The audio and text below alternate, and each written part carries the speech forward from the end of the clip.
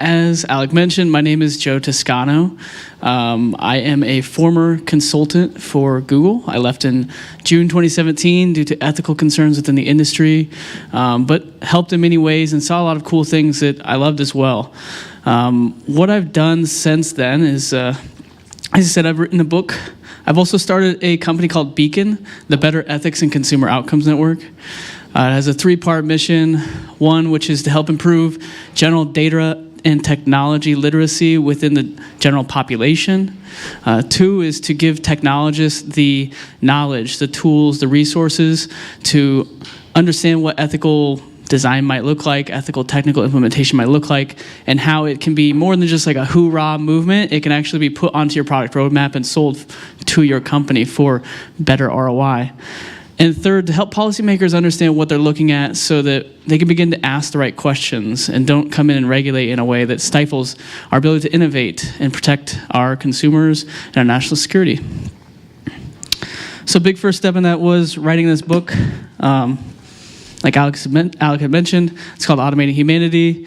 The purpose of this book mostly is to get the general public up to speed so that we can begin to talk about these issues in a much larger scale, but also to approach regulation in a different way, as opposed to by law and by standards, to get us to think about ways that we could do regulation in ways that haven't been thought of before, to have those conversations now so that when it comes into play, because it's going to come into play here, we can get something that's good for us and maybe sets the tone for the world as opposed to just adopts another country's regulation. Excuse me. So what I'm going to do is I'm going to give you an overview of the book. We're just going to go over 3 of the 4 parts. The first part is what is happening. The second part will be about what's going well, what could we do that could be better, and then the third is going to be the regulation. So let's start off here. When we talk about what is happening, often we like to cover 3 big issues here. First is digital addictions. This is something I think everyone is aware of at this point, at least probably those of you in the room. But digital addictions are a serious thing, and they are causing serious impacts.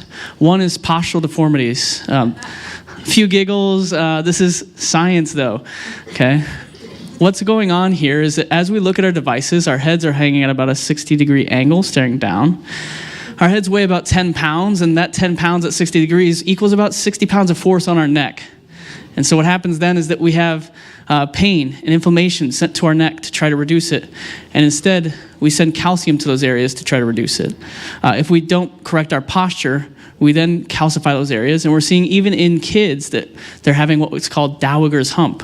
And that's generally something that's only found in old women with osteoporosis. We're also seeing that people on average are less likely to get sleep. They're losing purpose. And there's highly increased symptoms of depression, especially within young girls. This line here, as you saw in the last few graphs, happens to be when the iPhone came out in 2007. So when we entered the mobile computing era and had something glued to our hip 24/7, right? Or to our face. That's bad, but there's also the fact that we're going to get rid of a lot of jobs. This is something that, I'll be upfront, I'm totally fine with. I think automation is the future and should be the thing that happens. However, we can't deny that there's going to be a lot of job loss, and that causes a lot of instability in not only economies, but local communities, right? The efficiencies of these are amazing.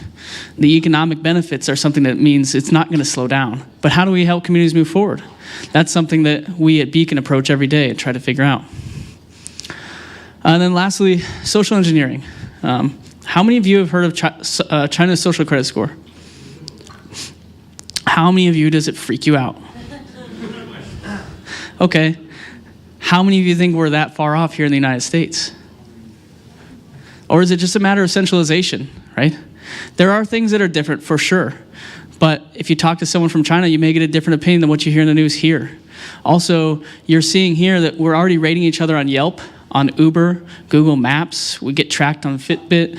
Everything we do is taken into data and analyzed. And if we don't have control over it, what's the difference? So those are, some of the problems, and we could go on for days talking about issues. The news does it all the time. Our world is on fire because of the way the news operates. However, I'm not here to scare anyone. I'm just here to point out some issues to address, right? I also want to take time before we get into regulation to talk about what the benefits of this are, because in my belief, there's actually more benefits than there are downfalls. We just have very serious fundamental issues that need to be fixed. So first, let's go through some of these benefits, though, before we talk about regulation. First is amplified intelligence. So the idea that, like the steam engine amplified our ability to physically move farther, to lift heavier things, to go faster, artificial intelligence will amplify our minds in the same way. Some examples. How many of you remember paper maps? Yeah, there we go. And how big of a pain in the ass they were, right? Yeah, it's tough. You can't just look at it and see where you are on the map. And then in 2001, we had Google Earth come out. How many of you remember getting Google Earth on a CD-ROM, poking it into your desktop computer and watching it crash? Yeah? Thought so. Okay, I have a Google Pixel 2. Need to get the update, but I have a real-time rendering of Earth as wallpaper on my phone. It has lightning strikes, it has cloud patterns, the Earth rotates and shows me where I am. And it's on the wallpaper of my phone, right? 18 years difference between crashing a desktop and just cruising. It's pretty incredible what we've done, though, right? We can now get to places A to B faster, more efficiently, safer than ever before. And that's really good. Next, I talk about creation and creativity. Years and years ago, we used to carve things out of stone. We painted things on paper, use our hands and our other utensils to make art. Now, I'm not advocating that we get away from it. I am a designer myself, and I do a lot on paper, and I love to do different artistic pursuits. However, we've changed a lot. We can now give a machine parameters, and it will create things that we never could have thought of in the time that we never would have had a chance to react to. This, for example, is a generative neural network which was given the parameters to design a drone chassis. And in front of your eyes, it's designing things to the perfect efficiency in ways that you never would be able to, or at the most would take you weeks or months, right, to figure this out. To get this many concepts, though, take you forever. So there are a lot of benefits to this. It can help us be better, more efficient, more effective. The next part is inclusive and accessible technologies. So we're at a point where the machines can begin to do the work for us.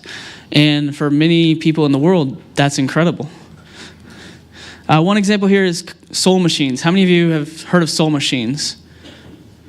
That's surprising. I thought this was a bot community. Okay. Soul machines is a virtual rendering of a human being. They have mapped the human facial muscles. It moves, it emotes, it talks, it acts pretty much just like us. And what this does is it works with the New Zealand disability insurance system to help people get through their insurance calls. As opposed to having to sit and hold a phone up, this makes the system much more accessible. So if they have narcolepsy and they fall asleep, the cameras up top catch it and it pauses. If they can't hear or can't hold the phone to their head, it prints it on the screen and has an assistant to help them through. There are a lot of benefits to this that a phone operator just can't do. And this will be great as we move forward into healthcare and different implementations of this service. I think actually recently, if you're looking around, they did just partner with Watson within like the last 6 months or so. IBM, maybe check that one out. Also, self-driving cars. How many of you have been in a self-driving car? How many of you are afraid to get in a self-driving car? It's reasonable. I like to talk about this, though, because I just like to demonstrate the size, the vast disparity in machine knowledge versus human knowledge. Okay, this dot right there, if you can see in the back, that is your lifetime worth of driving experience. That is 60 years at 12,000 miles a year, so about 720,000 miles worth of driving experience in that dot. These dots represent the crowdsourced machine knowledge that Tesla now harnesses within its system. It's more than 9,000 times more driving experience in a quarter of the time, 15 years. Is it perfect? No. Will it ever be?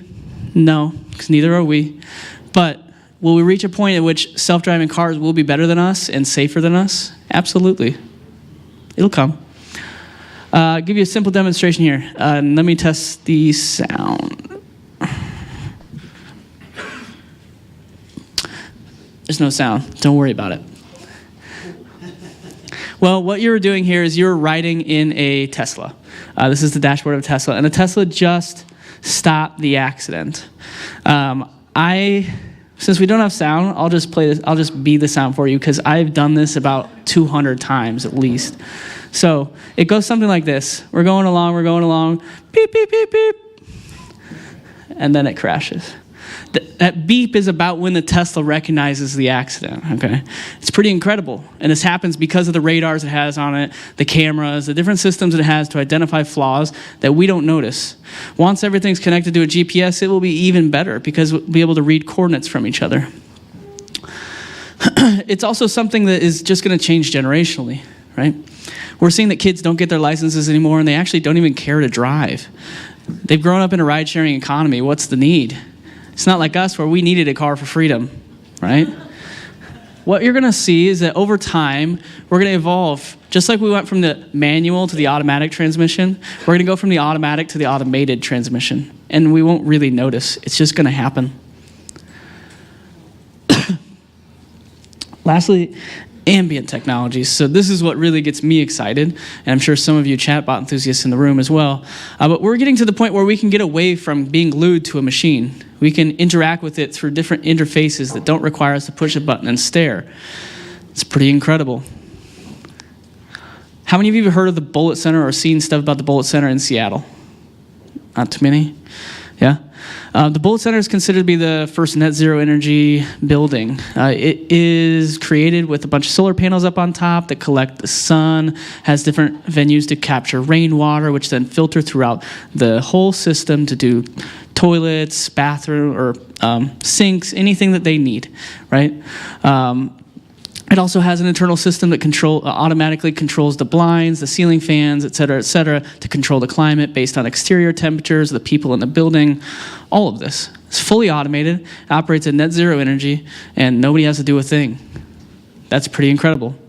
I actually believe that automation will be one of the biggest factors in helping us solve our global issues that we face today, such as climate change and many other issues. Another example here is Big Belly trash cans. This is actually not too far off where this started. Anybody heard? Big Belly trash cans, yeah, up in Boston, yeah. And it's moving to other cities now. If you haven't heard of Big Belly trash cans, they are smart trash cans, right? Who looks at a trash can? How many of you in here has looked at a trash can and said, I'd like to innovate that, right? No, you didn't, okay? But someone did. They put a solar panel up on top. They got a Wi-Fi connection in here and put a compactor in there, so that when people put in trash, it can compact it down and maintain the system. This really little, actually. It's not doing anything super crazy. But what it does is it makes it so that the city's waste management services don't have to go to every single trash can every time they go to pick up. That saves them time and money. Also, something that may not have crossed your mind is it saves CO2 emissions because it decreases their routes every time they go around. It's a pretty interesting way to solve a very big problem in small ways. And lastly, we'll just be able to get away from screens, like I said. And that's incredible to me. That's why I got into technology, actually. It's not to be glued to a screen, but to help people improve their lives in a way that they don't even need to think about anymore. Do you have any questions so far? No? Cool.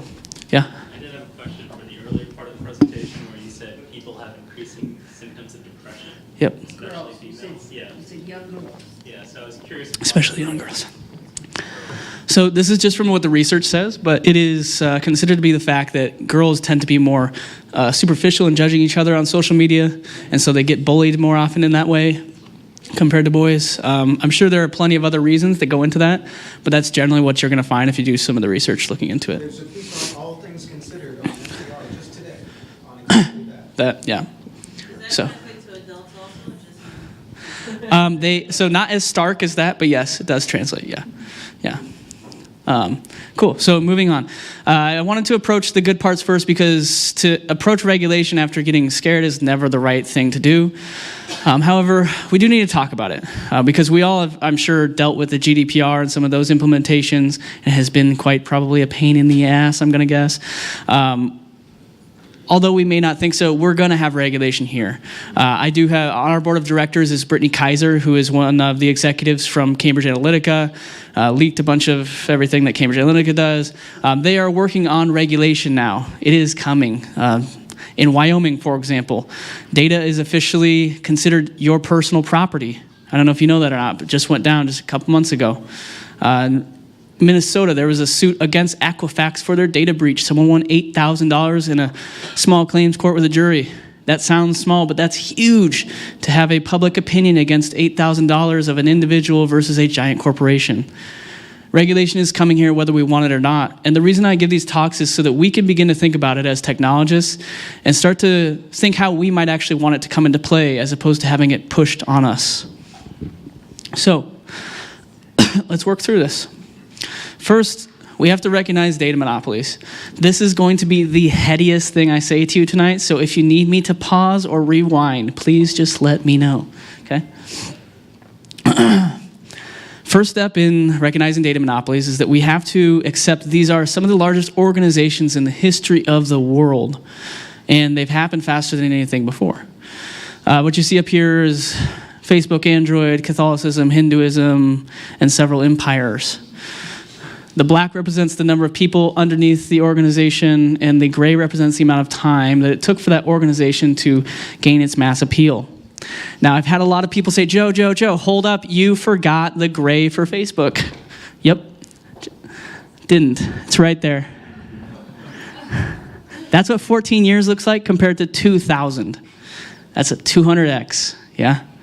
But yet they're almost double the size. That's both incredible and terrifying at the same time. What's happened is that we just have very powerful companies who have grown faster than we could have ever expected. And it's not that they're trying to damage the world or be destructive, but that they're still young and learning, and that's part of the process. However, we have to realize that in the same sense, we have to protect the market and the people who are part of that market. So if you don't know much about antitrust, there are three main pillars, one of which is keeping prices low, 2 is not eliminating free trade, and 3 is allowing freedom of competition. The thing that most regulators point at nowadays, in modern antitrust regulation is price. That's changed over the years, but now that's pretty much the case. If the company is lowering the price, they generally let the company slide. And the reason they're having a problem nowadays is because a lot of these services are free, right? So in terms of talking about this, we're going to start with lowering prices. And the first step is recognizing that we're in a new marketplace. I'm sure many of you have heard of this, but we are now in an attention marketplace. And the currency of this marketplace is a bit different than what it is for a traditional fiscal economy. If you think about the business models of a lot of these attention-based companies, what you'll see is that it operates something like this. If we get more attention, turns into more data, then it turns into more money, okay? And in this sense, we have attention, which is an illegitimate currency. It's not like a $20 bill that I can hand any of you, or a $20 bill. It's not like gasoline that we trade at $2.75 a gallon. It is set, the price is set by the companies that own it. It is traded pretty much on a black market where we don't actually have a set price. So we have this illegitimate currency going through a legitimate business model of data brokering and product creation and turning into legitimate cash. And in that model, it's operating not so different than money laundering, right? Now, that's not to call it money laundering at all. I do think data is the future of both work and profit generation. However, we have to step back and say, look, we have a multi-trillion-dollar industry that's operating on a black market. Not so different than what the financial industry was doing in the early 2000s before it crashed. Or saying, hey, don't look, we got this, it's okay, just trust us. And then it, right? We all know what happened. If we take a step back from this, even more so though, we have to realize in terms of price gouging and lowering of prices, when a company creates a system that is intentionally addictive, meant to drive attentional cost, right? When they make an addictive system, they're driving higher engagement, which means they are actively and intentionally price gouging in the attention economy. So the price, the fiscal price is zeroed, and the attention price is going up. Now, my thought here is that we just need to figure out how to balance those two, right? We've seen the damages that pure attention economy is doing to the people in our communities. maybe at a certain point we need to figure out what a good price point is and what the value of our company really is and charge for that in a way that doesn't damage our communities and drive them into polar spheres, right? Next, eliminating free trade. Now, this one, regulators are beginning to see a little bit, right? They're kind of like, I kind of get it, but I don't really. I'll give you a simple example, though, okay? When you go on Facebook and you want to share, there's a reason why you can't share to Twitter or to Snapchat or to any other platform that's not connected to Facebook, right? And we all know this. It's part of our work, especially as designers. We want to create seamless digital ecosystems. That is better for the customer experience, and it is. However, at the same moment, it is the elimination of free trade of data, right? You can also see examples when last year Google said, okay, we're not going to let Fire TV devices run YouTube. That has changed because it began to go to court and got challenged. But for a minute, Google said, no, you can't. AKA, hey, you need to buy a Chromecast if you want to use YouTube. You can't buy Amazon and give them your data. Amazon at the time fired back and said, we're not going to sell Nest thermostats, right? And in there, it's the same thing. They're saying, okay, go to Google if you want to find Nest thermostats, buy ours if you want to come to Amazon. Lastly, destroying competition. So once a company does that, once they monopolize data, that's when the destruction of competition is very, very easy. And a lot of people argue that with me, but I'll give you a very simple example to prove the disparity of wealth when it comes to data. Okay, 2017, 360i here in New York ran a study between Amazon, Alexa, and Google Home. At the time, Alexa owned 70% of the market and had been around for 2 years longer. Despite those facts, Google dominated them. Google won the competition of quality and quantity answers by 6 times, 6x, right? That's crazy. These are the 2 biggest players in the world, and Google just crushed them because of the amount of data they've been collecting. 19 years worth of billions of search queries, thousands and millions and billions of map points and different data points that we could never collect as Amazon or small businesses or anyone else, right? That's a big example, but then you look down in startups and you find in San Francisco, 53% of startups believe it is their goal to get acquired, and only 16% believe it has a chance to have an IPO. So we've just reached that point, right, where they are so dominant that if they sniff us out, they'll create us, they'll create our company, and then say, too bad, or they'll force us into acquisition, right? That's monopoly behavior, and that's how it's been operating. Innovation has been happening through acquisition, not pure creation. And that's a challenge to the innovation of our economy. So, as I said, that was the headiest part of the presentation. Next, we'll talk on to making news trustworthy, okay? How many of you watched any of the Zuckerberg trials in the last year? A few? Yeah? I watched it like a daytime soap opera. Okay. If you watched in March, Zuckerberg said at one point that they are going to hire 20,000 more workers to help them with flag posts. How many of you, when he said that, think that that's enough? How many of you lack the context to know if that's enough? That's probably the greater issue, right? And we're all tech people in the room, right? But I'll give you a simple comparison to at least begin to wrap your mind around it. Okay, you can think of the people who attend the flag posts similar to emergency responders.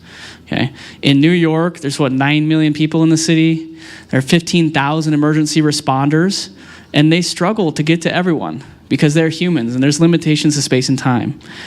But if you go back to Zuckerberg's claim, he said 20,000 more people, so 30% more to cover 2.1 billion people. That's 230 times the amount of people. Now, sure, the automation can help, yes. Don't get me wrong. However, the automation's not ready for the nuances that they are critiquing through flag posts. If you want more research into that, you can look up DARPA's experiments called CHESS. It's computers and humans experimenting software security. What DARPA came out and said last year in April is that the algorithms are great at being the big fish net, but we need people to do the nuances and the details of language, of ethics, of morals, and different things that a computer probably won't be able to do for a long time, if ever. Yeah, so 20,000 people, that's what their inboxes look like every single day. Yeah, it's just not going to happen. Next, demand transparency. So this is something that There's certain things that you come out of the companies, you're sworn not to talk about, right? It's in your contract, and that's it forever. Or sometimes until it goes public, but not everything goes public. Something that I think needs to be talked about, though, is the lack of transparency that's going on. Now, I'm not going to leak any secrets for you. That's not the goal. But what I will point out as a parallel that I can show you that is public, and you can still look this up to this day, unless they've been hearing my talks and they changed it recently. I don't think so, though. Okay, this right here, this is the feedback rating that you get when you hang up a phone call on Facebook Messenger. Okay. Can anyone in the room tell me what's wrong with this feedback rating, this score?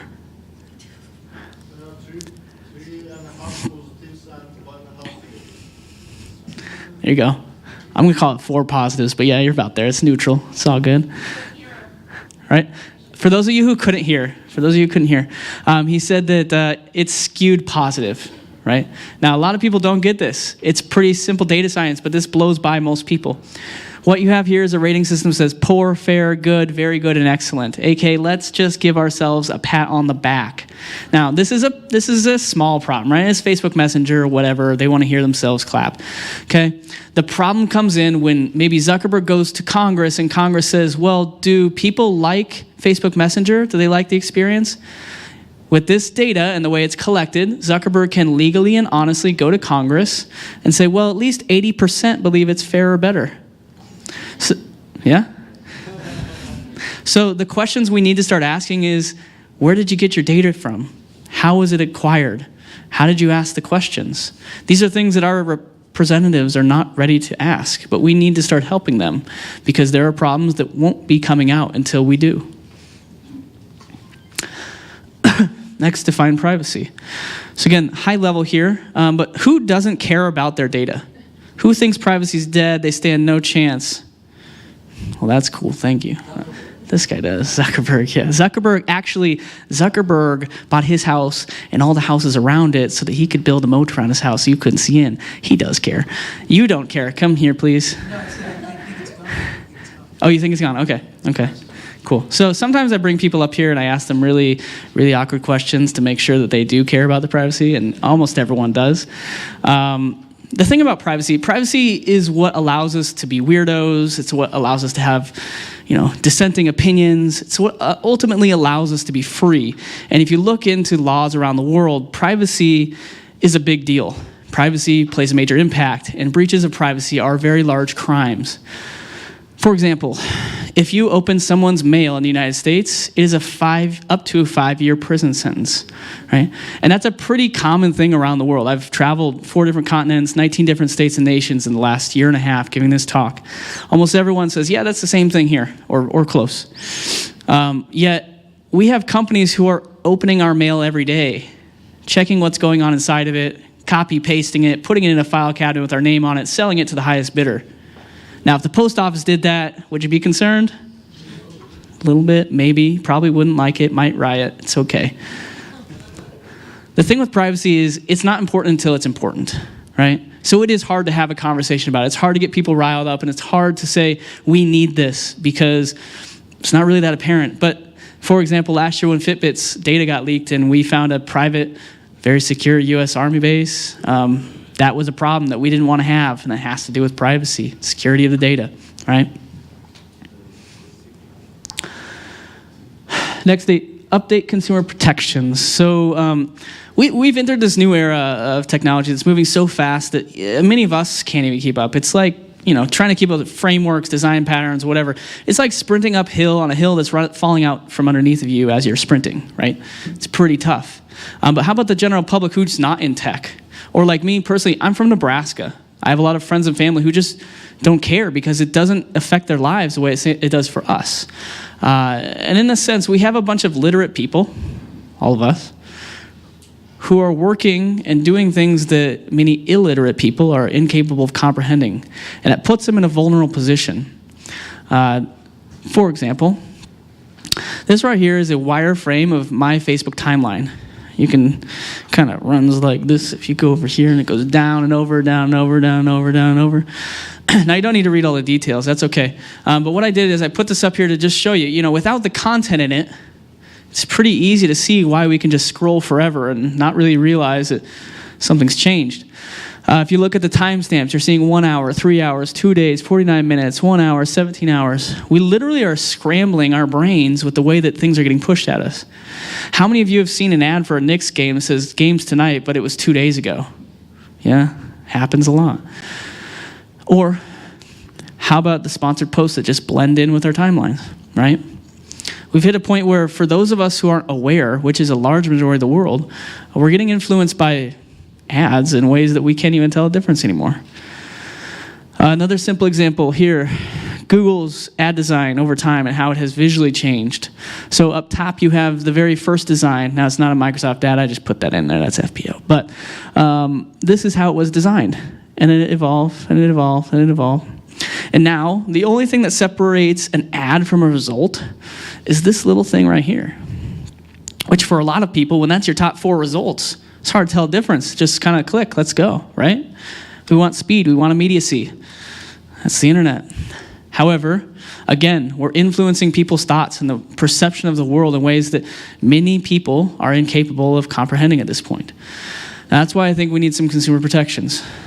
How can we do that? So we can begin to think about how we might talk about regulations around dark patterns and manipulative patterns on the web. This is not going to be easy though, right? This is something that maybe we want to define informally because putting into legislation may not be the right way, right? The same tactics that are used to addict you to a service are also used to get you in shape with your personal trainer. It's the same psychology, just a different purpose, a different scale. It's a human doing it at the end of the day versus a machine, right? So these are tough conversations we'll have to have. You could force large companies that are doing this kind of stuff at scale to fund counteroperative research, things that go against their best interests, to research into, for example, how much damage is being done to the communities, what they could do instead, et cetera, et cetera. Maybe small parts of funding comes from these companies, the same way that Big Tobacco funded a bunch of research and PSAs back in the day, right? And then lastly, create civic organizations to help protect consumers and educate them and move communities forward. That, as I said, is a lot of what I do every single day with Beacon and the work we've been doing. A question over here? I did. I just wanted to get your thoughts on something. So I'm in marketing, and a lot of things that we hear about in marketing is how people are willing to give up more of their data, more of their privacy in exchange for more relevant, targeted. Sure. There we go. This thing on? So like I said, I'm in marketing, and we hear a lot about how people are more willing to give up their privacy in exchange for more relevant targeted ads. So don't waste my time by showing me something about cat food if everything in my data trail indicates I have a dog. Yeah. So I'm just curious about what your thoughts are about this data privacy versus, relevancy and target marketing. You just mentioned about the psychology of your trainer kind of knowing where you are. Yeah. What did your research show you in that regard, and what are your thoughts about that? Yeah. So I don't have a problem with ads. I'll put it that way. I'll start you there. We had the phone book was funded by ads. The phone book had your phone number, your address, and your name. That's pretty identifiable information. You have the same with the newspaper, was funded by ads for years. I don't have a problem with ads as a revenue model. Do I think there are better revenue models? Yes. But I think it comes down to more so the ability to define what an ad is, right? In a newspaper, we could clearly see what an ad was. In a phone book, we clearly saw what an ad was. Now it's getting just tossed into our content in a seamless stream where many times you can't really even tell. And then it just becomes something you see and you accidentally click on, or maybe intentionally click on. And then it becomes more and more part of your life. It's like hanging the carrot out in front of you, watching you grab it, and then moving the carrot a little farther each time. Now, ultimately, the ad industry is going to do what it does, and I don't have a problem with the ad industry as inherently. It's more so along the manipulative behaviors that are designed into these systems. I'll give you another one that I didn't put up here, but when you go to delta.com and you click select basic economy, you open up a modal that asks you, right? When you click a basic economy, it should take you to the next step in the process. What it does is it opens up a modal. It says, here's what you get with basic, here's what you get with the next step up. And then there's a button that says, choose the next step up, right? Where do I click to get my basic economy that I just chose? Well, to do that, you have to click a checkbox that says, accept my limitations, aka you're a peasant for choosing basic class, but okay, take it, and then move forward, right? That's a problem. Those things are problems. It is maybe what's best for the revenue model of the company, but there are certain things that consumers should be able to operate as they choose along the way. It's a matter of breaking trust in the system, and how can we bring that back, I think, is the bigger question. Yeah. I'm gonna take one more, and then I gotta keep going. Yeah. I think you have one slide you talked about Google. I think there's one slide you showed. I think Google, in a matter of 19, 20 years, they have gained so much power compared to historically some of the biggest empires in the world. Now, when you look at Google, Facebook, Amazon, these are all very similar to a certain extent. These are what they call platform companies, okay? What they call the modern monopolies. Yep. With that said, there's some new technology on the horizon, such as blockchain, so on and so forth. I'm not naive. I understand that we're still in the early phases of that. Yep. When we use these companies' platform, because there aren't too many choices, and because they're so big, they're so convenient, we use them. As a result, they're getting more data, they're getting more and more powerful. Yeah. When do you see that data will be more decentralized? Instead of we use the data, they collect it, they own it. Yeah. Well, it feels like they own it. When do we have a foothold of our own data? How far are we away from it? Can we get, maybe pry away from some of the data instead of them getting bigger and bigger and bigger, that, becomes a true monopoly? When can we get hold of our own data, become more decentralized? Thank you. So I'm going to answer that really high level right now, and I think I'm going to answer some more towards the end of the presentation, put it that way. But high level, I think that it's something that we first need educated consumers. It's going to be really tough without educated consumers because there's no drive to move forward right now. The monopolies are in play. But also, think of previous .com bubble. You had Yahoo's gone for the most part. Like, who uses Yahoo anymore? AOL's dead. Like, MySpace is gone. We do transition. I do have faith in the future taking care of itself. I'll just say that. But there's some at the end that I think might continue that. So let's keep going. Next up, fight for representation. Question here: how many of you have heard of the story of the gray wolves in Yellowstone National Park? Nice, that's more than I thought. Nice. I did this in Colorado a lot, and like the whole crowd just tossed their hand up. It was like, yeah, people are outside all the time. Okay, if you haven't heard of it though, the gray wolves back in the late 1800s, they were studied by scientists. The whole ecosystem of Yellowstone National Park was studied by scientists who went in to analyze the ecosystem and understand what could be balanced, what could be made better so the ecosystem thrived for as long as possible. What the scientists determined out of their best interests, what they thought were best interests, was that it would be better to get rid of the gray wolves in order to let the ecosystem flourish, right? And by the early mid-1900s, they had extinct all of the wolves. Now, what happened is that allowed deer, elk, other animals to go into different parts of the park and graze in different areas. This eliminated plants in some areas, allowed them to flourish in others. They took beavers into different parts of the streams, which built dams in different parts and completely changed the flow of the rivers and streams. Over time, it eroded the ecosystem and actually killed it off, right?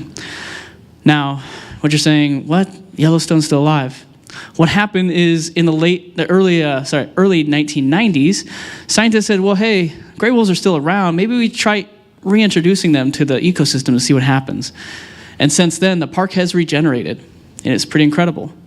I bring up this story because it's a simple example of what happens when you remove a foundational element of an ecosystem, something that sometimes can't be replaced, right?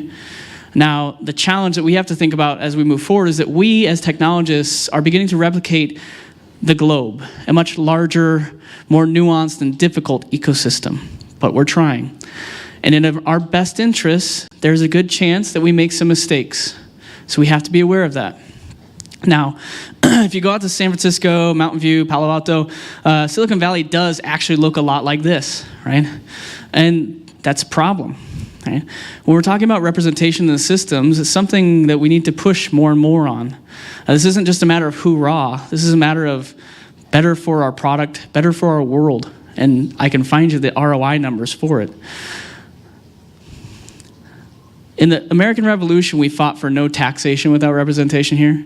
Data collection is the modern tax in our world, and I believe that we need to fight for no implementation without representation. This goes across not only the people who are working for these companies, but within the models that are being coded to logically define what the world is, and within the data that's then training those models and helping them learn what the world is, right?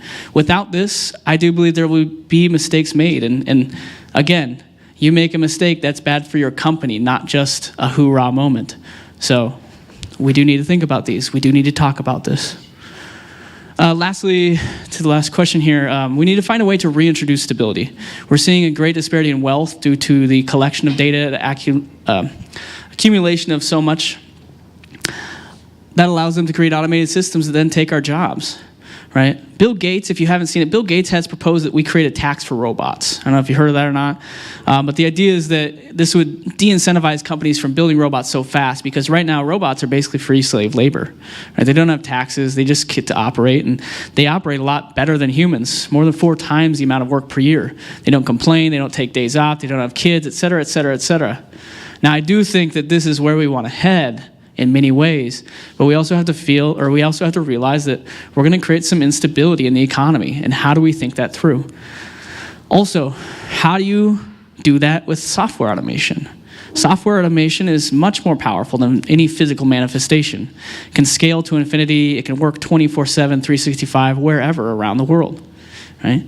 So something I've brought up to many people who are talking about this, including legislators, is maybe we consider a data collection and processing tax.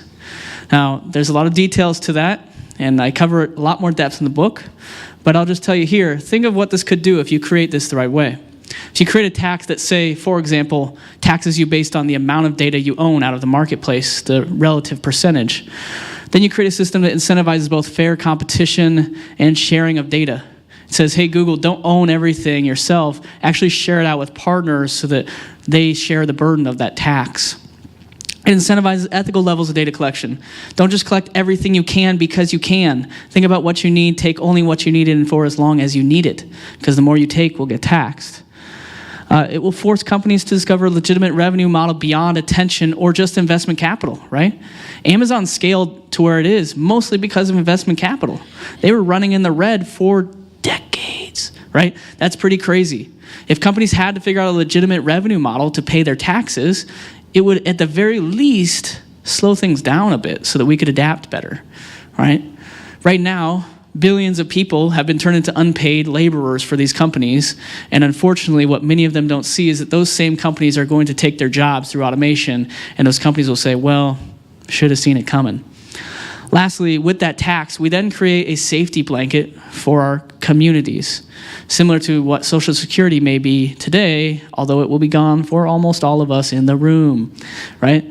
This could be money that, for the gap that we're probably going to experience, helps retrain people, helps do research to discover what new jobs need to be created, or long-term, like I just said, could become our Social Security for the work that we did throughout the ages to help train these machines, right? The last thing here, so that's most of the presentation. The book covers a lot more detail, give you a lot of research behind all this stuff. But I'd like to end here with just a call to action to create the future, right? We're all in this room because we're interested in what's going on in technology. We're all probably literate. We all have some capabilities to discuss these, whether these were your thoughts or not. I'm not here to define your thoughts and tell you how to think about it, but just to start a conversation. Because like I said in the beginning, this is coming, and we have the option to either let it happen to us or to participate in it and willfully move forward into a better future. And as the United States, set the tone for regulation around the globe. So in creating the future, I stepped away from my job. I've literally been traveling the world, lived out of my car for the last year and a half to get this off the ground. You don't have to do that, though. You could just start by talking to your neighbors. You can start participating in conversations at the workplace, doing simple little things every day to help us all move forward and work as communities. And so again, I'll finish with that. My challenge to you is help create that future that we all want to be a part of. And thank you for listening.